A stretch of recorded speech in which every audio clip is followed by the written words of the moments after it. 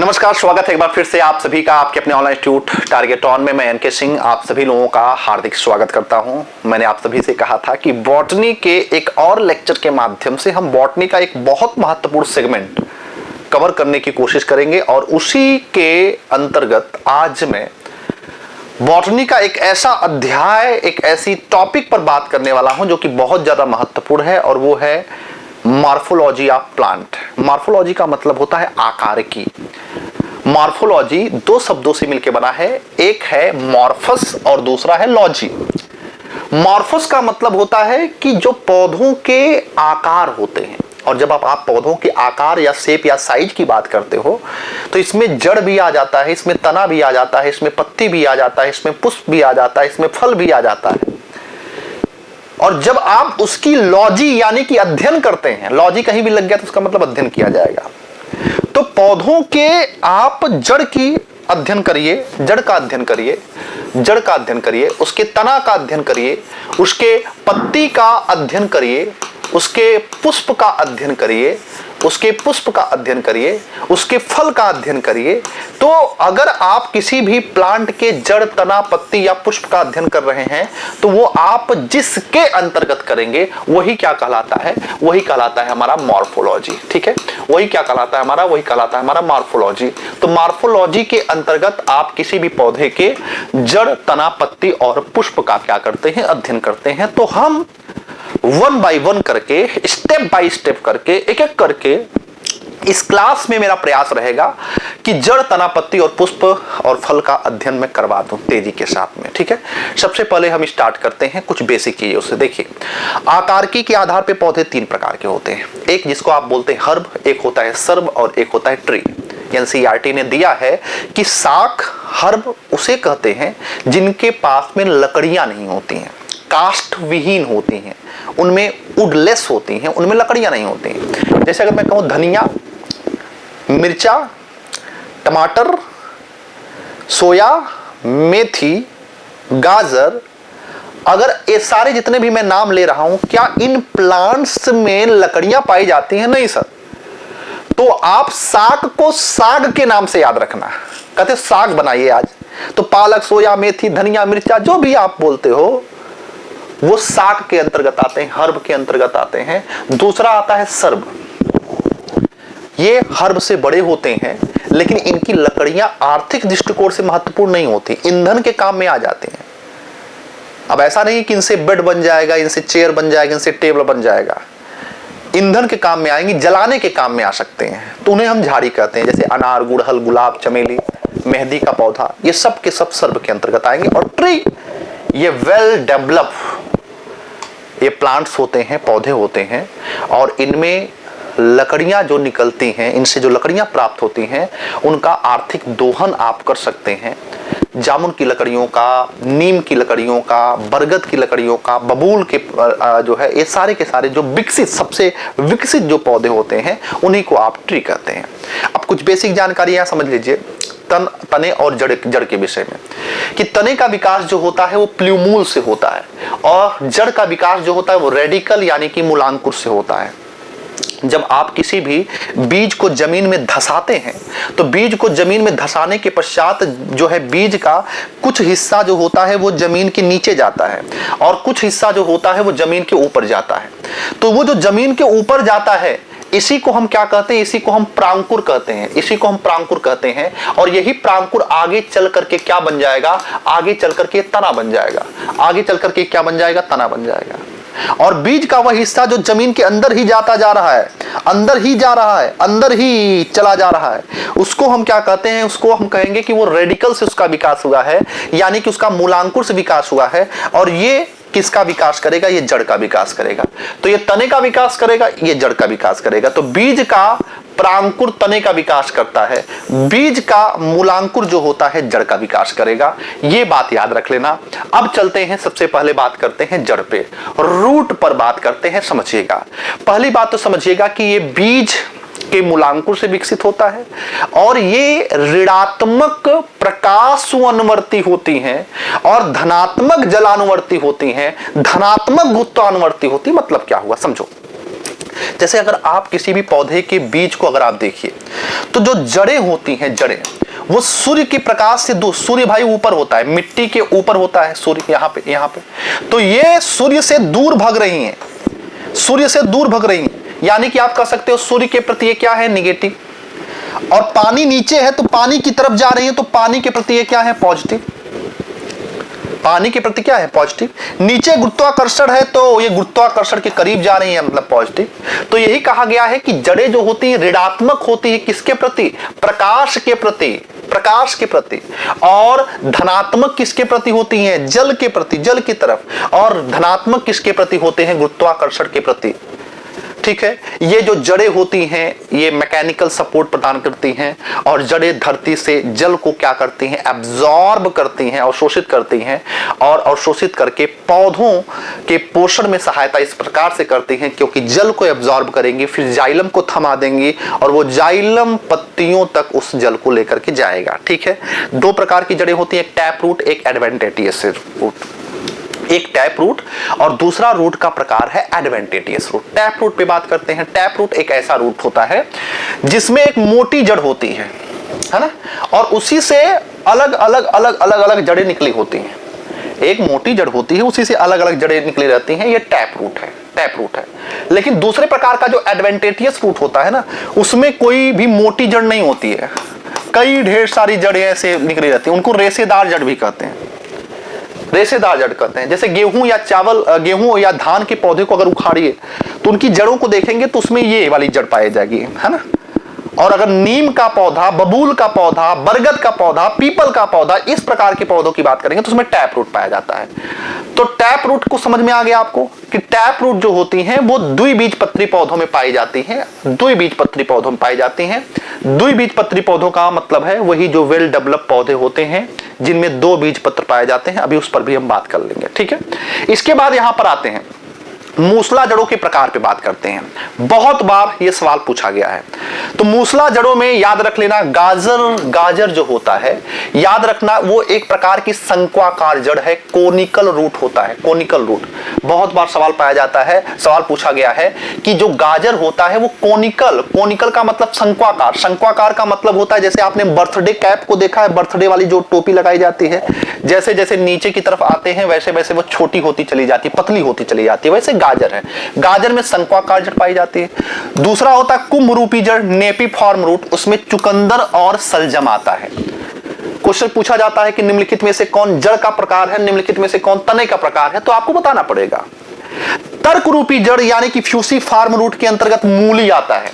Fusiform root के अंतर्गत क्या आता है, मूली आता है। याद रखना फ्यूसीफॉर्म रूट का ये एग्जांपल्स होता है या उदाहरण होता है। ठीक है, इसके बाद अगर हम बात करेंगे, ये सवाल बहुत बार पूछा गया है, याद रखना, एक होता है निमेटोफोरस रूट। निमेटोफोरस रूट का मतलब होता है ऐसी रूट जो ऑक्सीजन के लिए जमीन से बाहर आ जाती हैं, है ना, उसको श्वसन मूल जड़े का, मूल का मतलब ये होता है जड़, श्वसन के लिए जो जड़ जमीन से बाहर आ जाती है उसको आप कह सकते हो श्वसन मूल जड़ है। इसमें राइजोफोरा और सुंदरी के वृक्ष आते हैं, जो मैंग्रोव वन होते हैं, इस प्रकार की जड़ें पाई जाती है उसमें। सुंदरी के वृक्ष होने की वजह से ही आप सुंदरवन का डेल्टा, आप नाम सुनते हैं ना सुंदरवन का डेल्टा, क्यों, क्योंकि वहां पे सुंदरी के वृक्ष पाए जाते हैं, सुंदरी के वृक्ष पाए जाते हैं। ठीक है, दूसरा है एडवेंटिशियस रूट। तो एडवेंटिशियस रूट जो होता है एक बीजपत्री पौधों में पाया जाता है, और मैंने आपको बताया इसमें कोई मोटी जड़ या पतली जड़ का कोई कॉन्सेप्ट नहीं है, इसमें इसी प्रकार से जड़ पाए जाएंगे। मक्के में, गन्ने में, ज्वार में, बाजरे में, धान में या फिर गेहूं में इस प्रकार की जड़ें पाई जाती हैं। इनको हम एडवेंटिशियस रूट के अंतर्गत रखते हैं। एडवेंटिशियस रूट में भी कई प्लांट्स जो होते हैं आते हैं, उनके विषय में भी आपसे कभी कभी सवाल में पूछ लिया जाता है। जैसे फॉर एग्जांपल के तौर पे एक होता है आरोही, क्लाइंबिंग रूट, जो ऊपर चढ़ता रहता है, जैसे कि पान और मनी प्लांट में, पान और मनी प्लांट में क्लाइंबिंग रूट पाया जाता है। आम और अदरक में जो होता है वो नोड्यूलस रूट पाया जाता है। अमरबेल मोस्ट इंपॉर्टेंट, याद रख लेना, मोस्ट इंपॉर्टेंट, ये एक प्रकार की परजीवी जड़ का उदाहरण है, पैरासाइटिक रूट होता है अमरबेल। अमरबेल जो होता है एक पैरासाइटिक रूट है, परजीवी जड़ है। परजीवी जड़ क्यों कहते हैं? क्योंकि ये पौधों की तनों पर, याद रख लेना, ये बहुत महत्वपूर्ण मैं बता रहा हूं, ये एक प्रकार का तना परजीवी है। पहली बात तो समझ लेना, तना परजीवी है। तना परजीवी क्यों है? क्योंकि ये पौधों के तनों पर क्या होगा, पौधों के तनों पर ये लपेट लेगा ऐसे ऐसे ऐसे ऐसे, और जो पौधों के तनों का पोषण है उस पोषण को वो एब्जॉर्ब कर लेगा, उसको क्या कर लेगा, वो अवशोषित कर लेगा। तो है तो ये जड़, लेकिन ये पौधों के तनों से पोषण प्राप्त कर रहा है, इस वजह से इसको हम क्या कहते हैं, इस वजह से इसको हम तना परजीवी कहते हैं। ये कई बार पूछा गया है, परजीवी जड़ का उदाहरण कौन सा है? तो उत्तर आप क्या करोगे? उत्तर आप करोगे अमरबेल। ठीक है। जटा जड़, जटा जड़ का मतलब जटा आप देखते होंगे ना, जटा जैसे बाल में होता है ना, तो जटा जड़ में मक्का, गन्ना, ज्वार आ जाएगा। प्रॉप रूट है ना, स्तंभ जड़, जैसे आपने देखा होगा गांव में कि जो बरगद के पेड़ होते हैं, बरगद के पेड़ जो होते हैं उनमें बाहर की तरफ रस्सियों की भांति एक संरचना लटकी होती है। कई बार तो उसको हम लोग पकड़ के झूला भी झूले हैं। तो याद रखना उसमें प्रॉप रूट है, वो प्रॉप रूट का वो एक प्रकार है, याद रखना वो रूट का एक प्रकार है, याद रख लेना। वो पश्चिम बंगाल में बोटैनिकल गार्डन में एक ऐसी बरगद का वृक्ष है जिसमें इतनी ज्यादा ये प्रॉप रूट्स निकली हुई हैं कि आज तक उस बरगद के वृक्ष का जो मुख्य जड़ है वो पता ही नहीं लगाया जा पाया है, क्योंकि वो बहुत ज्यादा विकसित है, बहुत बड़ा वृक्ष है वो, और बहुत ज्यादा ढेर सारे प्रॉप रूट जो है निकल निकल करके वो जमीन के अंदर धंस गए हैं। तो उसकी जो मुख्य जड़ है वो आज तक पता नहीं लगाया जा पाया है। तो बरगद में ठीक उसी प्रकार से रबड़ है, रबड़ में भी इसी प्रकार की जड़ निकली रहती हैं। ये एक प्रकार के प्रॉप रूट के क्या होते हैं, उदाहरण होते हैं। वायवीय जड़, ऐसी भी जड़ें होती हैं जो वायु के लिए बाहर निकल जाती हैं, पूरी तरह से वायु में होती हैं, जैसे कि आर्किड का पौधा। ठीक है। शकरकंद मोस्ट इंपॉर्टेंट आप याद रखना, शकरकंद एक प्रकार का ट्यूबरस रूट होता है, यह एक प्रकार का साकंद जड़ का उदाहरण होता है, याद रख लेना। ये बहुत ज्यादा ही महत्वपूर्ण है, क्योंकि अभी आगे मैं कंद बताऊंगा कि कंद होता है, सलकंद होता है, घनकंद होता है, प्रकंद होता है, वो सब तना है, लेकिन शकरकंद ये जड़ है, इसको आप याद रखेंगे। शकरकंद क्या है, एक प्रकार का जड़ है, इसको आप याद रखेंगे। अब आते हैं तने पर।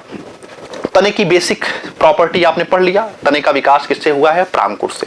अच्छा, तना क्या होगा, सूर्य के प्रकाश की तरफ जाएगा, तो पॉजिटिव क्या होगा, पॉजिटिव प्रकाशोन्वर्ती होगा। जल से दूर जाएगा तो निगेटिव जो है जलानुवर्ती होगा, और वो गुरुत्वाकर्षण से भी दूर जाएगा तो वो भी निगेटिव हो जाएगा। तो ये बात याद रख लेना। उसका बीज का विकास जो होता है बीज के प्रांकुर से होता है, और यह पौधों का मुख्य भाग हो सकता है, और ये धनात्मक क्या होता है, प्रकाशोन्वर्ती होता है। अब तनों के भी विभिन्न प्रकार के प्रकार होते हैं। जैसे कुछ तने जो होते हैं वो भूमि के भीतर पाए जाते हैं, जमीन के अंदर पाए जाते हैं, और भोजन का संचय करते हैं, भोजन का स्टोरेज करते हैं। जैसे इसमें से पहला नाम आएगा ट्यूबर का। ट्यूबर का मतलब है आलू। ठीक है। आलू एक प्रकार का तना है। कैसा तना है, तो कंद है, यानी कि ट्यूबर है आलू। दूसरा आता है घन कंद, यानी कि जिसको बोलते हैं कॉर्म, और कॉर्म के अंतर्गत केसर, बंडा और अरबी आते हैं, ये घनकंद है। एक आता है सल्ककंद, और सल्ककंद के अंतर्गत लहसुन आता है और प्याज आता है। लहसुन और प्याज एक सल्ककंद का उदाहरण है, बल्ब का उदाहरण है, इस बात को याद रख लेना। प्रकंद जो होता है ये हल्दी, अदरक, फर्न आ जाएगा, और ये एक प्रकार का प्रकंद का उदाहरण है। आप अपने प्रीवियस ईयर के पेपर को पलट करके देखिएगा, ये न जाने कितनी बार कंद, प्रकंद, घलकंद और सलकंद ये पूछा गया है। लेकिन वहां पर एक बात और याद रख लेना कि जब भी इस प्रकार के सवाल बनते हैं तो शकरकंद को वो जरूर याद करते हैं। तो शकरकंद एक प्रकार का जड़ होता है, ये बात जरूर अपने दिमाग में रखे रहना, क्योंकि शकरकंद एक प्रकार का शाकंद जड़ का उदाहरण होता है। ठीक है। तो ये जड़ था, ये था तना। अब हम बात करने चल रहे हैं पत्ती। पत्ती जो होता है, पत्ती के विषय में कुछ विशेष बातें करते हैं। पहली बात तो ये समझिएगा कि तनों तथा शाखाओं के इंटरनोड से ये विकसित होते हैं, इंटरनोड से विकसित होते हैं। और याद रख लेना इनके दो सबसे प्रमुख कार्य हैं। पहली बात, ये हरे रंग के होते हैं, और हरे रंग के हैं तो इसका मतलब हरित लवक है, और हरित लवक है तो इसका मतलब है प्रकाश संश्लेषण की प्रक्रिया में आएंगे। प्रकाश संश्लेषण की प्रक्रिया में आने के पश्चात ये फोटोसिंथेसिस करेंगे, यानी कि भोजन का निर्माण करेंगे, और ये वाष्पोत्सर्जन और श्वसन की प्रक्रिया भी करते हैं। याद रखना ये दोनों प्रक्रिया पत्तियां करती हैं, और पत्तियों में कौन करता है, तो पत्तियों में ये रंध्र करता है। रंध्र का मतलब होता है स्टोमेटा। स्टोमेटा के द्वारा ये श्वसन और साथ ही साथ वाष्पोत्सर्जन और श्वसन की प्रक्रिया जो होती है वो इसी स्टोमेटा, पत्तियों में पाए जाने वाले स्टोमेटा के द्वारा जो होती है कंप्लीट की जाती है। अब इसके आगे बात करते हैं। पत्तियां रंगीन होकर के कीटों को अपनी तरफ क्या करती हैं, आकर्षित करती हैं। कीट सर आकर्षित होंगे तो क्या होगा, कीट आकर्षित होंगे तो परागण की प्रक्रिया होगी। परागण का मतलब होता है पॉलिनेशन। पॉलिनेशन क्या है अभी आगे हम डिटेल में पढ़ेंगे, बस इतना जानते रहिएगा। कीटों को अपनी तरफ वो आकर्षित करते हैं। पत्तियां रंग बिरंगी होती है ना, रंग बिरंगी मतलब हरे रंग की ज्यादा होती हैं, तो वो पत्तियां की तरफ वो अट्रैक्ट होते हैं। ठीक है, तो 3-4 काम आपने समझ लिए। अब पत्तियों के विषय में 2-3 बातें याद रख लेना। एक, पत्तियों का वह हिस्सा जो तने से अटैच रहता है उसको हम पैटियोल कहते हैं या पेंटियोल कहते हैं। ठीक है, दूसरी बात याद रख लेना, पत्ती को जो संरचना प्रदान करता है, शेप प्रदान करता है, उसको मार्जिन कहते हैं। मार्जिन, 2 बातें याद रख लिया। तीसरी बात याद रखना, पत्तियों में जो एक मुख्य जो है एक ऐसी लाइन रहती बीचों बीच, इसको हम क्या कहते हैं, इसको हम कहते हैं मिड रिब। इसको क्या बोलते हैं, मिड रिब। और इसी मिड रिब से कई ढेर सारी क्या निकली रहती हैं, वेन निकली रहती हैं। कई ढेर सारी वेन निकली रहती हैं, और यहां पर जो खाली स्थान होता है इसको लैमिना कहते हैं, ब्लैड कहते हैं, लैमिना या ब्लैड कहते हैं। और पत्ती का जो सबसे आखिरी सिरा होता है, यानी कि सबसे टिप वाला पॉइंट जो होता है, इसको एपेक्स कहते हैं। इसको क्या बोलते हैं, एपेक्स कहते हैं। तो अगर आपसे कोई पूछे कि पत्तियों का वह कौन सा हिस्सा है जो कि तने से जुड़ा रहता है, तो पैटियोल, आप नाम याद रखेंगे। पत्तियों को कौन संरचना देने का प्रयास करता है या उसको उसके किनारे को कौन निर्धारित करता है, मार्जिन। कौन करता है, मार्जिन। सबसे टिप पे क्या होता है, एपेक्स होता है। ये सारे सवाल आपकी परीक्षा में पूछे जाते हैं। अब पत्तियों के रूपांतर देखिए पत्तियों का काम क्या होता है। पत्तियां जितनी ज्यादा बड़ी होंगी, अभी आपने पढ़ा है वाष्पोत्सर्जन की प्रक्रिया, तो जितनी ज्यादा पत्तियां बड़ी होंगी उतनी ही ज्यादा वो क्या करेंगी, वाष्पोत्सर्जन करेंगी, और उतनी ज्यादा वो जल को क्या करेंगी, बाहर करेंगी। तो एक प्रकार से वाष्पोत्सर्जन एक प्रक्रिया ऐसी होती है जिसमें जल की हानि होती है पौधों के द्वारा। तो अगर पता लगा कि ऐसे जगह पे कोई पौधा है जहां पर पहले से ही ऑलरेडी जल की कमी है, रेगिस्तान में चले जाइए। अब रेगिस्तान में चले जाइए, अब वहां के पास, वहां के क्षेत्रों में पानी की कमी है, और पता लगा बड़ी बड़ी पत्तियों वाले पौधे हैं, तो ज्यादा वाष्पोत्सर्जन हो जाएगा, मर जाएंगे पौधे। इसीलिए ऐसी जगहों पर उगने वाले जो पौधे होते हैं उनकी पत्तियां कांटों के रूप में बदल जाती है। कांटों के रूप में बदल जाती है। कम हुआ वाष्पोत्सर्जन, कम हुआ, पत्तियां और छोटी हो गई, और कम वाष्पोत्सर्जन हुआ, और छोटी हो गई, और कम हो गया वाष्पोत्सर्जन। कहें एकदम कांटों में बदल लेते हैं, मतलब जितना न्यूनतम हो सकता है उतना। तो नागफनी जो कि रेगिस्तान में उगने वाला सर्वप्रमुख पौधा होता है, नींबू के पास में पत्तियां होती है छोटी छोटी, लेकिन उसके पास में भी कांटे होते हैं। तो याद रख लेना, इन सबके पत्तियां कांटे के रूप में बदल जाते हैं। क्यों बदल जाते हैं, उसके पीछे का सबसे बड़ा कारण ये है कि ये नहीं चाहते हैं कि उनके शरीर से अधिक मात्रा में वाष्पोत्सर्जन की प्रक्रिया हो। ये बहुत महत्वपूर्ण है, याद रख लेना। पत्तियों का कांटे के रूप में बदल जाना, ऐसे पौधों की पत्तियों को हम पर्णकंटक पत्ती कहते हैं, लीफ स्पाइंस कहते हैं। लीफ स्पाइंस वे होते हैं या पर्णकंटक पत्तियों के वो उदाहरण होते हैं जिनकी पत्तियां किसके रूप में बदल जाती हैं, कांटों के रूप में बदल जाती हैं। याद रखना। लीफ टेंट्रिकल में आ जाएगा कौन सी, प्रतान या लता, जो लताओं का रूप धारण कर लेती है, जिसमें इसमें मटर आ जाएगा। ये बहुत बार पूछा गया है, ऐसी कोई परीक्षा नहीं है, सी टेट से लेकर के, सुपर से टेट से लेकर, टेट से लेकर के, एसआई से लेकर, पुलिस से लेकर के, यूपीपीसीएस से लेकर के, आरओ से लेकर के, हर जगह पे पूछ दिया गया है कि कुछ ऐसी पत्तियां होती हैं जो घड़े के रूप में बदल जाती हैं। घड़े के रूप में बदलने से पीछे का लॉजिक ये है कि घड़े के रूप में बदलेंगी तो कीटों को अपनी तरफ आकर्षित करेंगी, और कीटों को अपनी तरफ आकर्षित करेंगी, कीट बेचारा इसमें आएगा और वो फंस जाएगा, क्योंकि ये उसके बाद कीट आने के बाद ये अपने मुंह को बंद कर लेंगे और कीट बेचारा उसी में मारा जाएगा। और जब कीट मर जाएगा तो उस कीट पर कोई दया भाव नहीं है। उस कीट से मरने के पश्चात जो नाइट्रोजन की कमी होती है, उस नाइट्रोजन की कमी को ये क्या कर लेती हैं, ये पूरा कर लेती हैं। बेसिकली ये अपने आप को या अपनी पत्तियों को वो इस घड़े के रूप में क्यों बदलती हैं, ताकि वो कीटों को पकड़ करके नाइट्रोजन की आपूर्ति को पूरा कर सके। और इस प्रकार के पौधों में एक पौधा है जिसका नाम है नेपेंथिस, है ना। नेपेंथिस भारत में भी पाया जाता है। कहां पे पाया जाता है, नाम याद रखना, मेघालय, ठीक है। मेघालय में जो होता है ये पौधा जो है पाया जाता है, और यहाँ पे जो पत्तियां होती हैं वो घड़े के रूप में बदल लेती हैं। बिल्कुल ठीक उसी प्रकार से एक है ब्लैडर। यहाँ पे पत्तियां जो होंगी ब्लैडर का रूप ले लेंगी, थैले का रूप लेंगे, थैले का रूप, जैसे वहां पे घड़े का रूप ली थी वैसे यहाँ पे थैले का रूप ले लेंगे। और इसमें जो होता है यूट्रिकुलेरिया आएगा, ठीक है। इसमें कौन आएगा, तो इसमें यूट्रिकुलेरिया होगा, याद रख लेना। इसमें कौन आएगा, यूट्रिकुलेरिया आएगा, याद रख लेना, यूट्रिकुलेरिया आ जाएगा। इसके बाद अब बात करते हैं सबसे ज्यादा महत्वपूर्ण, पौधों का अगर कोई हिस्सा है, पौधों का यदि कोई सबसे महत्वपूर्ण हिस्सा है तो वो है फ्लावर। क्यों है, क्योंकि ये पौधों का वह हिस्सा है जो कि पौधों का एक प्रजनन अंग भी होता है, एक रिप्रोडक्टिव ऑर्गन भी होता है, ठीक है। अब पुष्प जो होता है, फ्लावर क्या करता है, ये रिप्रोडक्शन की प्रक्रिया में भाग लेगा और फिर एक नए प्रकार के फल का निर्माण करेगा, और उसी फल में से निकलेगा बीज, और वही बीज चल करके एक नए आगे पौधे को जन्म देगा। तो कहने का मतलब है कि फ्लावर जो होता है वो एक नए प्रकार के पौधों को जन्म देने में सहायता करता है। तो ये पौधों का एक रिप्रोडक्टिव ऑर्गन के अंतर्गत आता है, एक प्रकार के प्रजनन अंग के अंतर्गत आता है। ये पुष्प के 4 हिस्से होते हैं। अगर किसी भी फ्लावर को आप देखेंगे तो उसके 4 हिस्से होते हैं। एक होता है कैलिक्स, एक होता है कोरोला, एक होता है एंड्रोसियम, एक होता है गाइनोसियम। मैं समझाता हूं प्यार से इसको।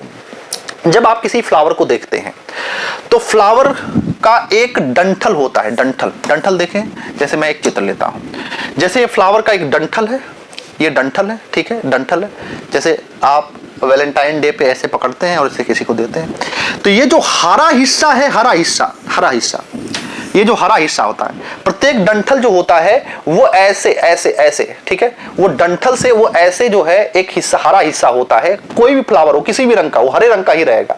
वो क्या करता है, पूरे फ्लावर को सपोर्ट प्रदान करता है, ठीक है। ये जो हरा हिस्सा होता है इसी को हम कैलिक्स कहते हैं। इसी को हम क्या कहते हैं, इसी को हम कैलिक्स कहते हैं। गुलाब के पुष्प जब खिलने वाला होता है तो आप देखिएगा वही कैलिक्स उसको पहले बांधे रहता है, उसको बंद किए रहता है। फिर वो कैलिक्स जब ऐसे खुल जाता है तो फिर उसकी पंखुड़ियां भी क्या होती हैं, खिलने शुरू हो जाती हैं, ठीक है। तो इसका कहने का मतलब ये है कि कैलिक्स आप समझ गए होंगे। कैलिक्स क्या होता है, डंठल से बिल्कुल लगा रहता है, जहां से फ्लावर स्टार्ट होता है वो हरे रंग का होता है। वो फ्लावर किसी भी रंग का हो, कैलिक्स। हिंदी में इसको बोलेंगे क्या, बाह्यदल पुंज। और दूसरा होता है कोरोला। कोरोला क्या है सर, कोरोला जिसको आम बोलचाल की भाषा में आप पंखुड़ी कहते हैं। पंखुड़ी आप कहते हैं ना, पीला गुलाब है, पीला क्यों है, क्योंकि उसकी पंखुड़ियां पीली हैं। वो लाल गुलाब है क्यों, क्योंकि उसकी पंखुड़ियां लाल हैं। जिस रंग का कोरोला होता है उसी रंग का हम लोग ये मानते हैं कि वो पुष्प है। जैसे कि यहां पर अगर आपसे मैं कहूं तो आप कहोगे ये पुष्प का कौन सा कलर है, तो आप कहोगे सर ये पर्पल कलर का है, बैगनी कलर का आप कहोगे। ऐसे ऐसे कुछ इस तरीके से कलर आपको दिखेगा। क्यों, क्योंकि ये जो है ये क्या है, ये कोरोला है, ये कोरोला है, ये कोरोला है, ये कोरोला है, कोरोला है, जिसको देख करके आप रंग का निर्धारण कर रहे हो। यही क्या है, यही कोरोला है। कोई भी फ्लावर दिख रहा है आपको, कई बार फ्रस्ट्रेशन में आते हैं आप, इसी कोरेला को, इसी पंखुड़ियों को आप क्या करते हैं, इसे निकाल के फेंकते हैं, ठीक है, इसी पंखुड़ियों को निकाल के फेंकते हैं। जयमाल होता है तो इसी कोरोला को निकाल के बेचारे को ऐसे फैलाते हैं, ऐसे से आशीर्वाद देते हैं जयमाल पे, ठीक है। उसके बाद भी अन्य विभिन्न प्रकार की गतिविधियों में आप कोरोला का इस्तेमाल करते हैं। तो कोरोला मतलब पंखुड़ी, यही पुष्प का रंग बिरंगा हिस्सा होता है। किसी भी पुष्प का जो रंग होता है वो कुरोला की देन होता है। इस बात को याद रख लेना, ठीक है। तीसरा होता है एंड्रोसियम और चौथा होता है गाइनोसियम। एंड्रोसियम पुष्प का मेल हिस्सा होता है। ये क्या होता है? ये मेल हिस्सा है एंड्रोसियम। और गाइनोसियम ये पुष्प का फीमेल हिस्सा होता है, ठीक है, फीमेल हिस्सा होता है। ये दोनों कैलिक्स और कोरोला तो सहायक अंग हैं। ये मुख्य जो रिप्रोडक्टिव आर्गन है, मुख्य प्रजनन अंग कौन है? ये एंड्रोसियम और गाइनोसियम है। ये मुख्य प्रजनन अंग के अंतर्गत आते हैं। गाइनो शब्द लग गया तो कहीं भी समझ लीजिएगा कि स्त्री से जुड़ा हुआ मामला है। गाइनो का इसी वजह से जो महिला रोग विशेषज्ञ होती हैं, इनको आप कहते हो ना कि वो गायनकोलॉजिस्ट हैं। तो वो गायनकोलॉजिस्ट क्यों है? क्योंकि वो महिला रोग विशेषज्ञ हैं। तो गाइनो का मतलब ही होता है फीमेल। अब यहां पे समझना है कि जो एंड्रोसियम होता है, एंड्रोसियम के भी 3 पार्ट होते हैं, और जो गाइनोसियम होता है, इस गाइनोसियम के भी 3 पार्ट होते हैं। एंड्रोसियम के 3 पार्ट में एक पार्ट है इसका मेल में, एक है तंतु जिसको फिलामेंट कहते हैं। अभी मैं दिखा रहा हूं आपको, एक तंतु है, और एक जो होता है तंतु है, और एक जो होता है एंथर होता है, या इसको आप एंथर न कह के आप परागकोश कहिए। परागकोश या एंथर आप इसको कह लीजिए, एंथर। तो एंथर और क्या फिलामेंट, ये 2 पार्ट होते हैं। सबसे मुख्य 2 पार्ट होते हैं, ध्यान से समझना। अभी मैं समझा रहा हूं आपको डिटेल में, थोड़ा सा 5 मिनट के लिए रिलैक्स रहिएगा, अभी आपको सारी बातें समझ में आ जाएंगी। पुष्प को अगर आप देखेंगे तो पुष्प में एक ऐसे लंबी डंडी नुमा स्ट्रक्चर निकला रहता है, इसी को आप फिलामेंट कहते हैं, इसी को तंतु कहते हैं। और तंतु के ऊपर एक ऐसे चौड़ा हिस्सा होता है, इसी को आप परागकोश कहते हैं, एंथर कहते हैं। और इसी एंथर में कुछ कण पाए जाते हैं, और इन्हीं कणों को पराग कण कहा जाता है, पॉलिन ग्रेन कहा जाता है। इसी को क्या कहते हैं? इसी को हम पराग कण कहते हैं, पॉलिन ग्रेन कहते हैं, पराग कण। तो ये तो रहा मेल हिस्सा। अब जायांग की बात करते हैं, तो जायांग के भी 3 हिस्से होते हैं। जायांग के कितने हिस्से होते हैं? 3 हिस्से होते हैं। जायांग के कितने हिस्से? 3। इसकी 3 हिस्से कौन कौन से होते हैं? एक हिस्सा जो होता है, एक हिस्सा होता है इसका ओवरी। सबसे नीचे क्या होता है? ओवरी। अभी मैं चित्र दिखा रहा हूं, हिंदी में इसको बोलेंगे अंडाशय। हिंदी में इसको क्या बोलते हैं? अंडाशय, अंडाशय। और एक होता है स्टाइल, स्टाइल, इसको हिंदी में बोलते हैं वर्तिका, वर्तिका। और एक होता है स्टाइल स्टिग्मा, एक होता है स्टिग्मा, इसको बोलते हैं वर्तिकाग्र। इसको क्या बोलते हैं? इसको बोलते हैं वर्तिकाग्र, वर्तिकाग्र, वर्तिकाग्र, वर्तिकाग्र। यानी कि अगर आप देखो ध्यान से देखो तो याद रख लेना, ये एक फूली हुई संरचना है जिसको आप ओवरी कहते हो, और ओवरी जो है ये ऊपर चली जाती है, इसको आप वर्तिका कहते हो, वर्तिका। और वर्तिका भी आगे चल करके हल्की सी चौड़ी हो जाती है, और इससे चिपचिपा पदार्थ निकलता रहता है, इसको वर्तिकाग्र कहते हैं, वर्तिकाग्र कहते हैं। तो भाई ये वर्तिकाग्र हो गया, ये वर्तिका हो गई, और ये अंडाशय हो गया, ये अंडाशय हो गया। अब इस चित्र पे वापस लौटते हैं, देखिए। अब इस चित्र पे वापस लौटते हैं, देखिए। अब आपको समझ में आएगा सारी बातें। इस चित्र को ध्यान से देखिएगा। अब यहाँ पे देखो, ये आपको दिख रहा है क्या? फिलामेंट दिख रहा है, ये फिलामेंट। और इसी से परागकोश, परागकोश, परागकोश, परागकोश, परागकोश, यानी कि एंथर लगा हुआ है, एंथर लगा हुआ है। और इसी एंथर में क्या होगा? पराग के कण पाए जाएंगे, ठीक। और फीमेल पार्ट देखो, ये है ओवरी, आपको दिख रहा है, ये ओवरी है, ओवरी। और ओवरी से ये क्या निकला है? Style, style.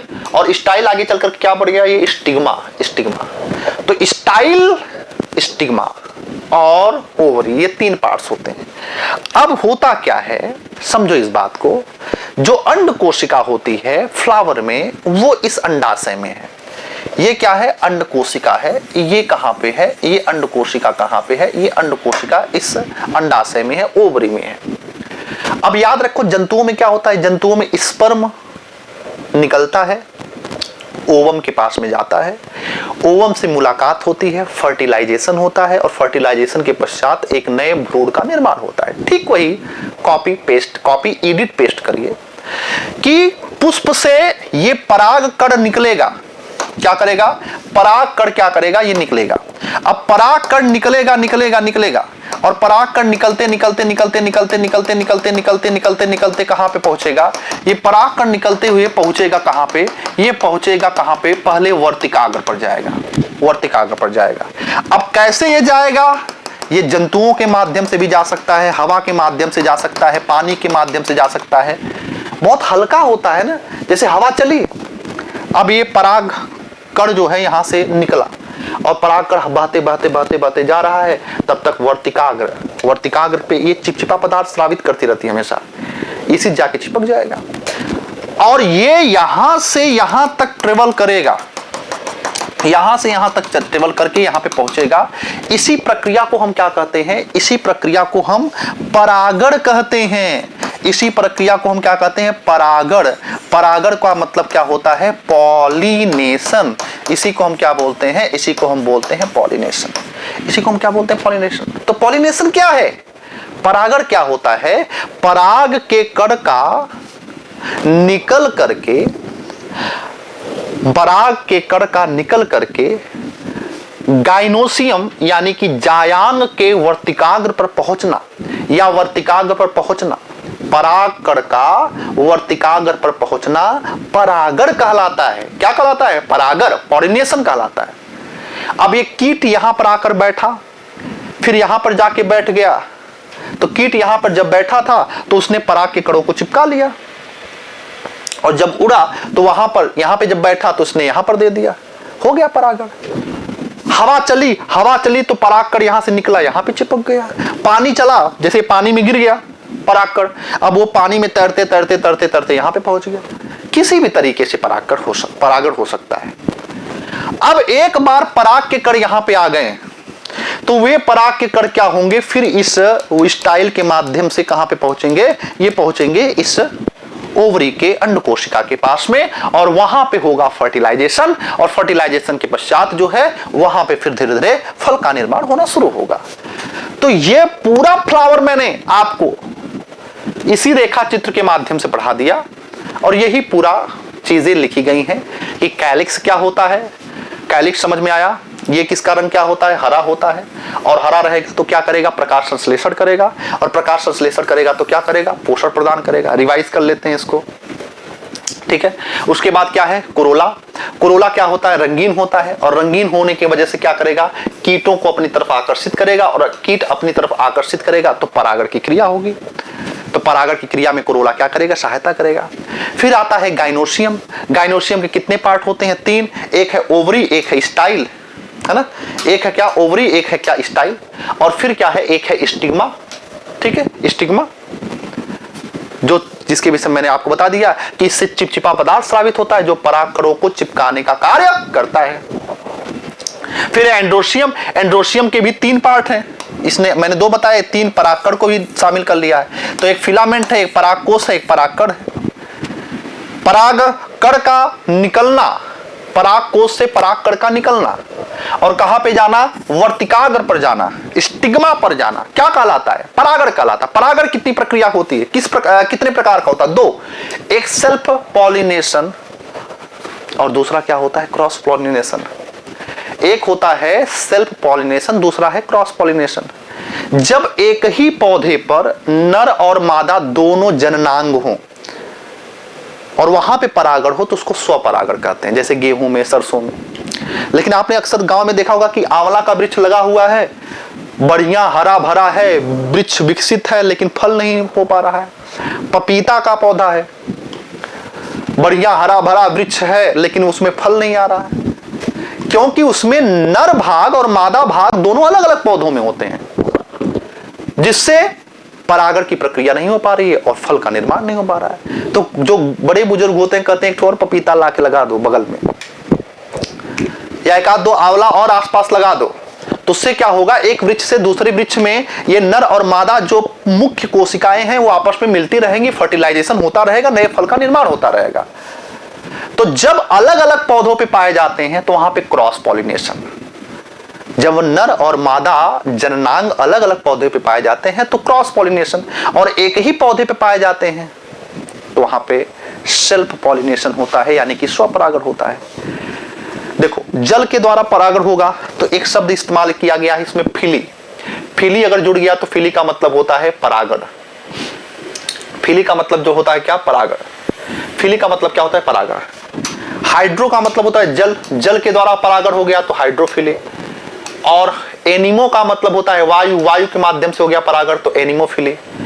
कीट के माध्यम से, कीट का मतलब होता है एंटमो, एंटमो से यानी कि कीट के माध्यम से हो गया तो एंटमोफिली। जंतु के द्वारा हो गया तो जूफिली, और पक्षियों के द्वारा हो गया तो ऑर्निथोफिली हो जाएगा। ठीक है, क्या हो जाएगा, ऑर्निथोफिली हो जाएगा। ठीक है, क्या हो जाएगा, ऑर्निथोफिली हो जाएगा। तो इस तरीके से परागण की प्रक्रिया संपन्न होती है। ठीक है, परागण। अच्छा, एक यहाँ पे मामला आता है कि सर कीटों के द्वारा क्यों बार बार कीटों को आकर्षित, कीटों को ज्यादा हाईलाइट क्यों किया जाता है परागण के मामले में? वो इस वजह से क्योंकि कीट जितनी दूरी तक परागण कर सकते हैं और कोई दूसरा जंतु नहीं कर सकता है। जैसे वायु बही, तो वायु की एक सीमा है कि आधा किलोमीटर 1 किलोमीटर तक परिधि तक जो है वो परागण की प्रक्रिया कर सकती है। जल की भी अपनी प्रक्रिया है, जंतु या पक्षी की भी अपनी प्रक्रिया है, लेकिन कीट जो होते हैं वो बड़ी लंबी दूरी तक उड़ान भरते हैं। और कीटों का रस पीने का जो प्रक्रिया है वो बेसिकली क्या होता है, वो एक पुष्प से फिर दूसरे पुष्प से, फिर दूसरे पुष्प से तीसरे पुष्प से वो मंडराते रहते हैं और बड़ी लंबी दूरी तक वो ट्रेवल करते हैं, बड़ी लंबी दूरी तक वो जाते रहते हैं। तो परागण की प्रक्रिया में सबसे प्रमुख जो सहायक जो जीव होता है वो इंसेक्ट्स को माना जाता है। इसी वजह से इंसेक्ट्स का जो अध्ययन करते हैं हम एंटोमोलॉजी में करते हैं। तो एंटोमो का मतलब ये होता है कीट, तो कीटों के माध्यम से जो परागण होता है वो एंटोमोलॉजी कहलाता है। ठीक है, अब यहाँ पे हम बात करते हैं किस पे, अब यहाँ पे हम बात करते हैं कुछ फल एवं उनके खाने योग्य भाग। ठीक है, जब फर्टिलाइजेशन हुआ, फल का निर्माण हुआ, तो उनके कौन कौन से भाग होते हैं आइए समझने की कोशिश करते हैं। ठीक है, कौन कौन से भाग होते हैं समझने की कोशिश करते हैं। देखिए, एक है सेब। सेब का क्या खाया जाता है, पुष्पासन खाया जाता है। अब ये याद करना पड़ेगा, सवाल पूछा जाता है, इसमें से कुछ इंपॉर्टेंट है। मैं अभी उन इंपॉर्टेंट पॉइंट्स पे मैं अभी आपको टिक लगा दूंगा। नाशपाती है, नाशपाती का भी पुष्पासन खाया जाता है। आम है, आम की मध्य फल भित्ति खाई जाती है। अमरूद है, अमरूद की फल भित्ति या बीजांडसन खाया जाता है। अंगूर है, अंगूर की फल भित्ति या बीजांडसन खाया जाता है। पपीता, पपीता याद रखना, इसमें मध्य फल भित्ति खाई जाती है। नारियल, नारियल का भ्रूणपोष खाया जाता है। टमाटर, टमाटर की फल भित्ति और बीजांडसन खाया जाता है। केला, और केले का मध्य एवं अंत फल भित्ति खाई जाती है। ठीक है, गेहूं, ठीक है, गेहूं का क्या होता है, गेहूं का भ्रूणपोष एवं भ्रूण खाया जाता है। काजू, काजू का पुष्पवृंत या बीजपत्र खाया जाता है। लीची का एरिल खाया जाता है, एरिल। चने का क्या होता है, बीजपत्र एवं भ्रूण खाया जाता है। मूंगफली का क्या होता है, बीजपत्र एवं भ्रूण खाया जाता है। शहतूत का रसीले परिदल पुंज खाए जाते हैं। कटहल के क्या होते हैं, परिदल पुंज एवं बीज खाए जाते हैं। अनानास के परिदल पुंज खाए जाते हैं, या नारंगी के जूसी हेयर खाए जाते हैं। ठीक है, तो ये थे महत्वपूर्ण, जिनके फलों के महत्वपूर्ण हिस्से खाए जाते हैं। इसमें से कुछ जिससे जरूर आप इंपॉर्टेंट करेंगे, जैसे सेब को आप इंपॉर्टेंट कर लेंगे, नाशपाती को आप इंपॉर्टेंट कर लेंगे, आप नारियल को इंपॉर्टेंट कर लेंगे, केले को आप इंपॉर्टेंट कर लेंगे, गेहूं को आप इंपॉर्टेंट कर लेंगे, लीची का आप इंपॉर्टेंट कर लेंगे, और अनानास का आप इंपॉर्टेंट कर लेंगे। ये ऐसे सवाल हैं जो प्रीवियस ईयर के क्वेश्चंस में पूछे गए हैं। ठीक है, तो आशा करूंगा कि आप सभी लोगों को ये सेशन जरूर से जरूर पसंद आया होगा। बॉटनी के ये 2 लेक्चर हमने लिए हैं, और इन दोनों लेक्चर्स में मैंने बॉटनी का एक वृहद टॉपिक, एक बड़ा टॉपिक, एक कॉम्प्लिकेटेड टॉपिक जो है कवर अप करने की कोशिश किया है। अगर वास्तव में आपने बेहतर ढंग से ये दोनों वीडियो देखे होंगे तो आपको बहुत बेहतर तरीके से चीजें समझ में आई होंगी। अब इसके तीसरी वीडियो को भी मैं जल्द ही आपके समक्ष में लेकर के आऊंगा, जिसमें मैं प्लांट किंगडम पे बात करूंगा। यानी कि पादप जगत।